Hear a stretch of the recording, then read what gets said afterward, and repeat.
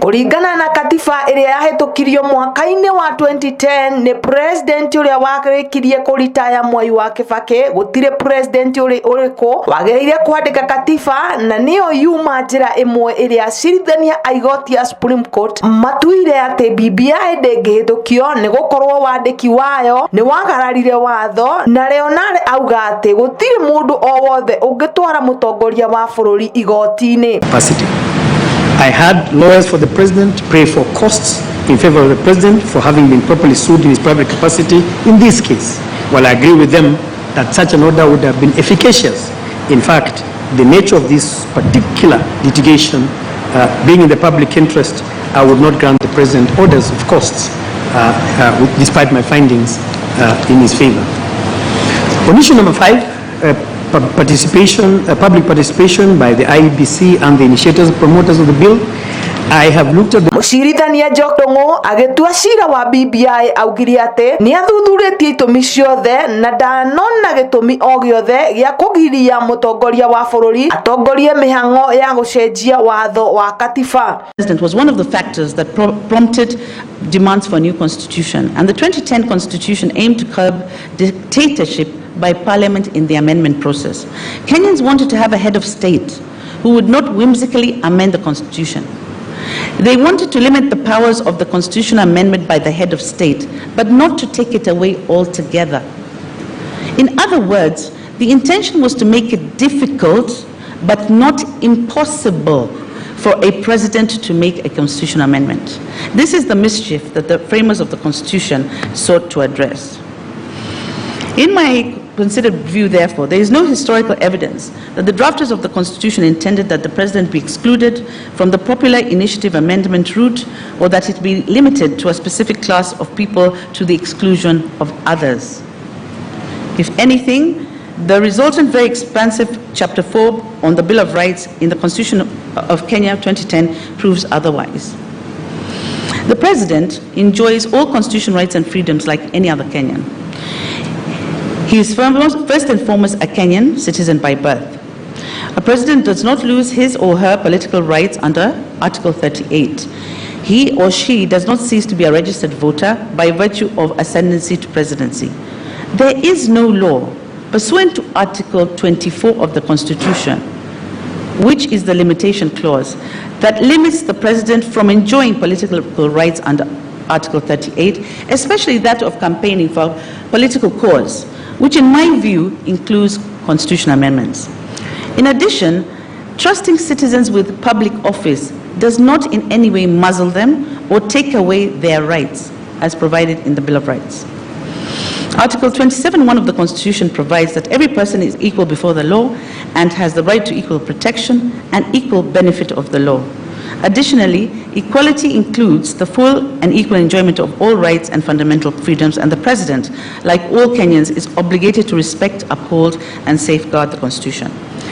If any Kenyan has the right to initiate a popular amendment to the Constitution, while respecting, upholding, and defending the Constitution, so too does the President in his official or personal capacity. It would be restrictive, unjust, unprogressive, and unconstitutional to limit that right. At this juncture, I find it prudent to comment on the submissions that the President is excluded. Nake Justice Smoking Wajara augire ati kuringana na uthuthuria wake uria athuthuritie kuma ngoro-ini ya president akiandika BBI ndakuruhire muingi wa Kenya, na niyo njira imwe yandikitwo katiba, no aikarire thi akiandika meciria make kuri Akenya na akiagarara watho, ona gutuika gutire mundu ungimuhingurira thitango ciothe hindi iria ari wabici. I am of a firm opinion, having read the relevant provisions regarding that issue, and in context, I am of the opinion that a president cannot initiate what is referred to as a popular initiative under Article 255 and Article 257 of the Constitution, because those articles talk about an initiative to amend the Constitution by the people. And the word people here is not an ornamental one. It is a serious expression of what forms what we consider a social contract. And both the High Court and Court of Appeal held that such an initiative is reserved for what they call the common mwananchi. But before answering this question, I had to ask myself as to what really constitutes a popular initiative. In my view, a proposal to amend the Constitution through a popular initiative comes into being when there is a felt need for such an amendment by the people. But care must be, however, taken, as advised by Professor Migai Akech in his amicus brief, not to anjikunize, no, but that's my expression, not to anjikunize every stage of constitution making or amendment. In his comprehensive analysis of the history of the constitution making in Kenya, the good professor, rightly in my opinion, decries the tendency to underestimate the role played by what he calls the political elite in the making of the Constitution of 2010. And why do I agree with him? Because, in my view, a democratic polity such as ours comprises of a complex mix of the ordinary, the elite, and the philosopher, each of whom is entitled to meaningfully participate in the popular initiative of constitutional amendment.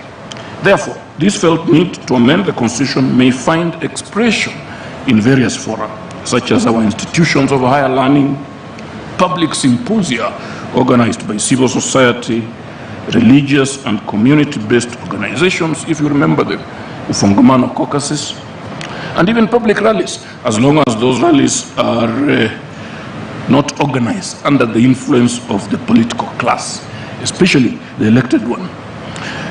These symposia and caucuses and rallies would have as their main objective the need to firstly clarify the rationale and content of the proposal for amendment, and secondly, to sensitize the general public and harness their support for such a proposal.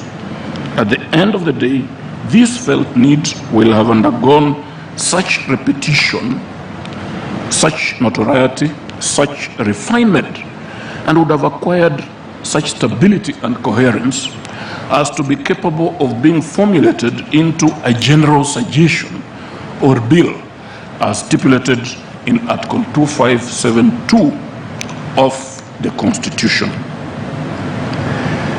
At no stage is very clear to me is the role of the president, qua president, contemplated by the provisions of that article. It cannot have been lost on a casual observer of our painful history that it was the imperial presidency that mutilated the independence constitution through unchecked amendments to such an extent that at the end of the day, this country had lost any pretensions to democracy, rule of law, human rights, or social justice. And by the early 1990s, the Kenyan people were terrified, tormented, and dehumanized lot, deprived of any sense of self-actualization in the manner in which they were governed. It was from such despondency that the people would rise to demand a new social contract, a new order that would not only restore their dignity, but also prevent the executive arm of government, if you like, read the president, and to a certain extent the legislature, from reversing the new equilibrium, from taking them from the paradigm shift to which they had cutted themselves. And so to this question, I have no hesitation in holding that the president cannot initiate a popular initiative.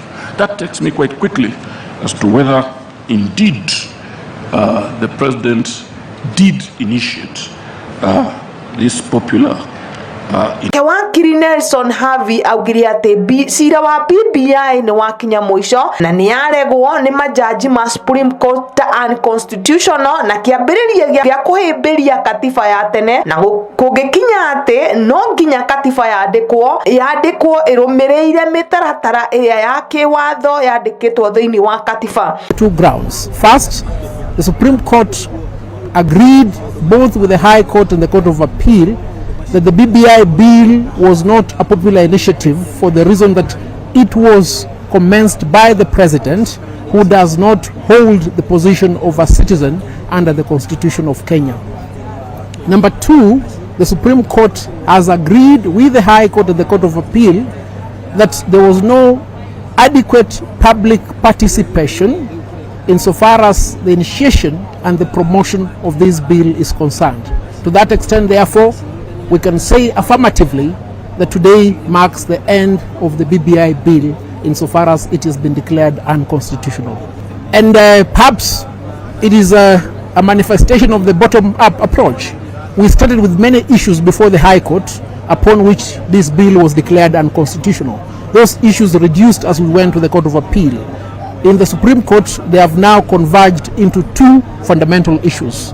So I can say without any fear of contradiction that today's decision is an epic decision, is a monumental historical decision for the benefit of the people of Kenya. It underscores the fact that the people are the ultimate authority insofar as constitutional amendments are concerned. It also emphasizes one thing: individuals cannot constitute themselves into Wanjiku, Wamboi, Kamau, Onyango, Nasimiu and say this is what we want for the people of Kenya. There must be adherence to what the Constitution provides insofar as what is good for the people. Ngiribotera Riri TV, retwa riakwa ni Miriam wa Karoki.